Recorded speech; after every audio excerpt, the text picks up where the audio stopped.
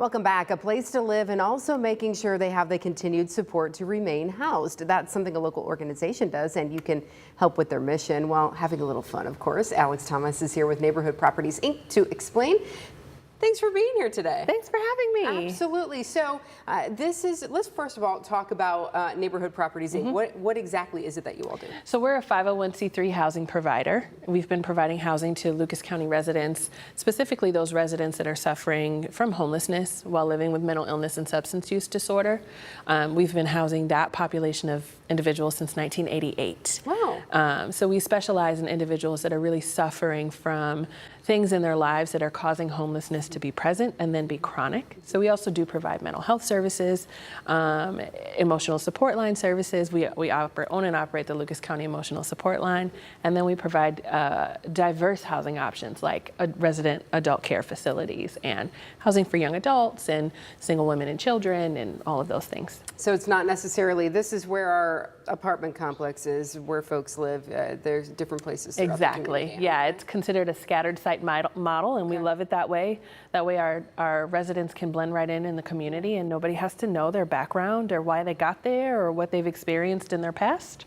So we're excited. And it works for folks. How you mentioned it a little bit, you know, getting them in touch with mental health services, things like that. How do you make this work for the people and keep them housed? Oh, it's vital. So we work with people from the very beginning, from the point of homelessness, and we get them into our housing and provide them with, it's called wraparound services. It's a bit of a buzzword, but it's true. It's true. So we have employees that specialize in employment and Social Security applications if that individual is unable to work due to that mental illness.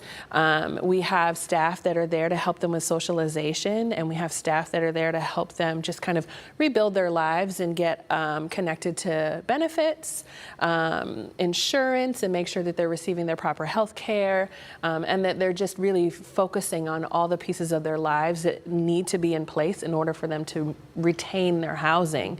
A lot of times, especially with chronic homelessness, there's a high percentage that somebody can re-enter into homelessness, but that doesn't happen when they actually have the services provided to them by the staff that are trained to do it, like ours. Like you guys, yeah. So in order to do this, though, you got to raise a little money here and there. You know, you need some help. We certainly can't do it on our own. Right. So you have a really fun event coming up on Friday. You did this last year for the first time, and said, let's do it again, right? Yes. What's happening? It's our second annual Karaoke for Housing fundraiser that we co-host with Q105. Last year was the best. You're right. I was here in studio, and we were just kind of imagining all the songs that we could sing, and it surpassed all of our expectations. It's such a good time. I think we really found that sweet spot of having the community come out and have a really great time, but making an impact at the same time. Yeah. So.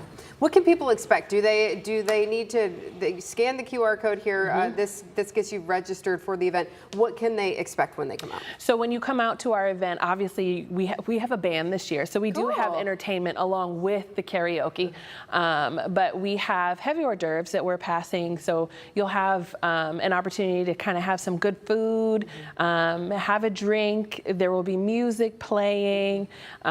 We also, because part of our services is we allow creative outlets for our residents and opportunities to really release some of the feelings and emotions. We actually have on display some of the work that people have created that have inspired them to continue in recovery. Beautiful. So we'll have some of our history there, and people can learn about neighborhood properties and see the timeline that some of our clients have gone through and what they've overcome. Yeah. But it's really, we're here to hear other people sing, and there will be a couple remarks that will be made, and we'll talk about, why this investment is important and why support is important. So we'll give a little bit of information about what we've done successfully this year in the community and what our community is facing in regards to homelessness and housing, just to really explain why it's so important for people to be there.